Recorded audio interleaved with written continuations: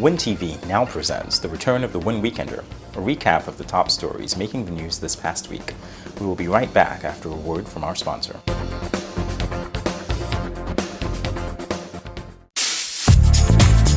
Mother's Day is the one day of the year that is specially dedicated to celebrating all of the wonderful things our moms had done for us over the years. And it's our annual reminder to express our love and appreciation by saying thank you. Give her either the Jimmy Choo for women, or Dolce by Dolce & Gabbana, or even Beige Volet, or Le Panthier from Cartier, and Kenzo Flower Tag for ladies. Only at Ashbury's for great service. Ashbury's is located at Liverpool Road, Bastia, and also at the Marriott in Frigate Bay. Call 465-8175 or 466-1626. Ashbury's. I'm Jamie Morris, and welcome to the WINN Weekender. One of the top news stories this week was the release of the OAS Observer's report of the February 16th elections in St. Kitts and Nevis. The report called for, among other things, the hiring of professionals in the electoral office. The electoral office in the Federation should be staffed by professionals and not people with direct ties to political groups. That's one of the recommendations in the report of the 11-member Organization of American States Observer Mission for the February 16th elections in St. Kitts and Nevis. The mission also echoed media reports that there was insufficient information to the general public on the organization and preparations of the elections in the pre-electoral period. The report said the St. Kitts and Nevis elections were marked by a number of concerns, chiefly related to the administrative and logistical aspects of the electoral process under the responsibility of the electoral office. The pre-election period also was marked by controversy over the proposed realignment of the constituency boundaries. The Observer Mission said it followed closely the appeal filed by opposition groups with regard to the last-minute parliamentary approval of the constituency boundary changes suggested by the Constituencies Boundaries Commission. The mission also said it took note of the ruling a few days before the election of the Privy Council in London, which invalidated the proposed boundary changes and required that the election retain the previous boundaries. The resolution of this matter, earlier in the electoral period, would have facilitated a smooth organization of the electoral process, noted the Observer Mission. Further, it said some problems were observed with regards to the timeframes and deadlines of the electoral process, particularly the publication of the voters' list. Concerns were also raised by multiple stakeholders regarding the registration process and the duration of the electoral campaign, as well as the perception of unequal access to media and financial resources. Governor of the Eastern Caribbean Central Bank, Sir K. Dwight Venner, announced some new regulations for commercial banks in the currency union. We review that story as covered by WINN TV's Clive Backus. The governor of the Eastern Caribbean Central Bank, Sir K. Dwight Venner, in an address broadcast across the region, is articulating the central bank's proposals for increasing banking regulations. The banks are being required to hold higher levels of capital to make them more resilient and to raise the level of corporate governance in the stewardship of these institutions. These are not unreasonable requirements in light of the current situation. 2. Deposit insurance will be instituted to safeguard deposits up to a threshold of $200,000. 3.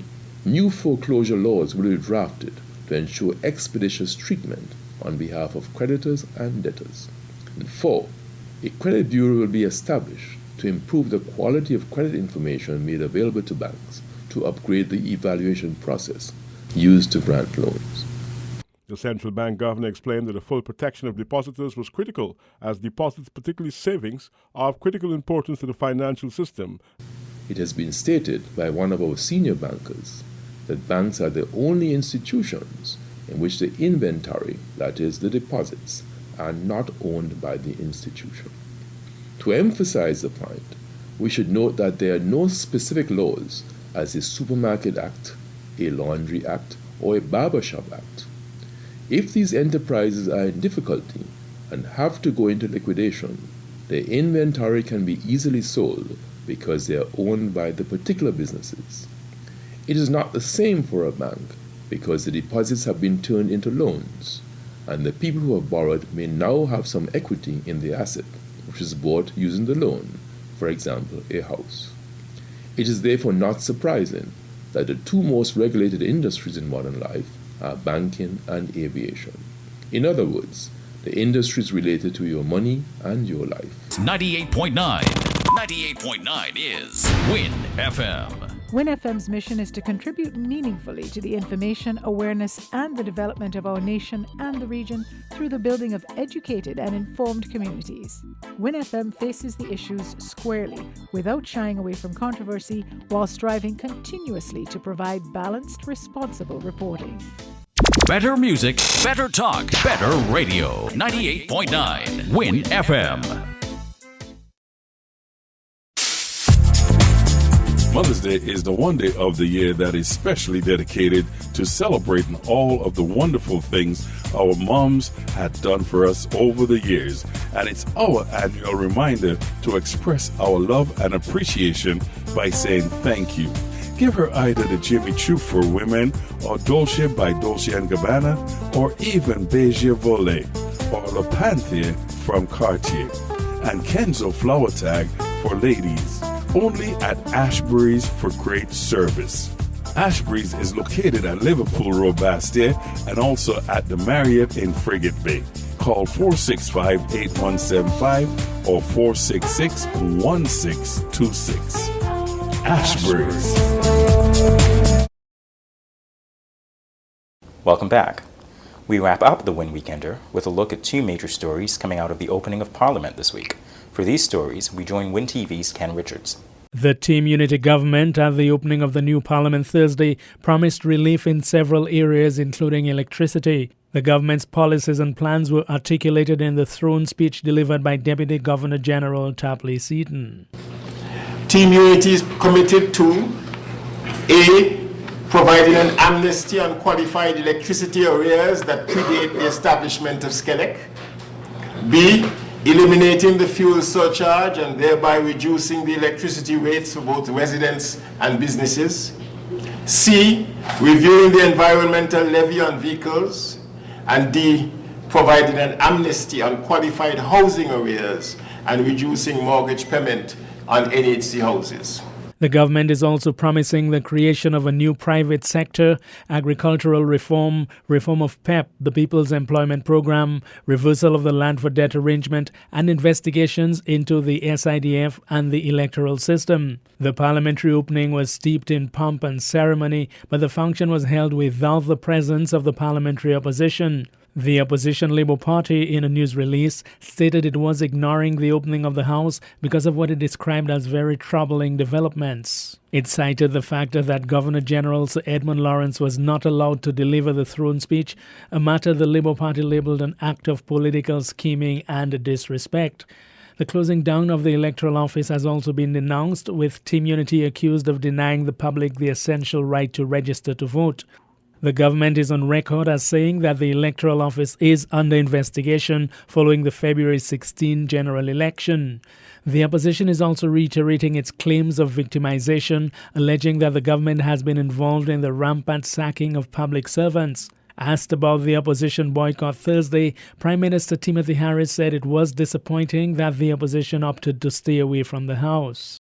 A couple who say they are seeking justice took the opportunity of Parliament's opening Thursday to make their case for compensation. A very vocal placard-holding Carol Watherton explained to WINN FM that on the 7th anniversary of her husband suffering spinal injuries after a bridge collapsed 7 years ago, she found it opportune to use the opening of the new Parliament to highlight his case. My husband is the injured man. He gets his spine injured on the bypass bridge. Today is 7th year. The 7th year, today's date, since he got that injury. I'm standing up. I'm a child of God. I'm standing up for justice against injustice, because not only him, Tony died on that bridge after going out there. Two poor men going out there to do an honest day's work. And it's my concern, why the silence? Why the abuse, the victimization, the oppression and everything that an innocent family gone through to provide justice? In May of 2008, 64-year-old Alec Tony, a national of St. Vincent, was killed after a bridge that was being built along the West Bypass Road near the airport roundabout collapsed. collapsed. Two Guyanese nationals, Ian Ward and Mortland Watherton, were also injured and were taken to the hospital by emergency medical staff after complaining of pains to their bodies. According to Carol Watherton, it is way over time that the matter be given the attention it deserves. Her husband Mortland, who was sitting nearby, told WINN FM that what he wants is justice for his injuries. Compensation for my health. I'm not attacking nobody, but it's just justice. The former government, I went to the minister, the prime minister, at the time he was the prime minister, Dr. Denzel Douglas.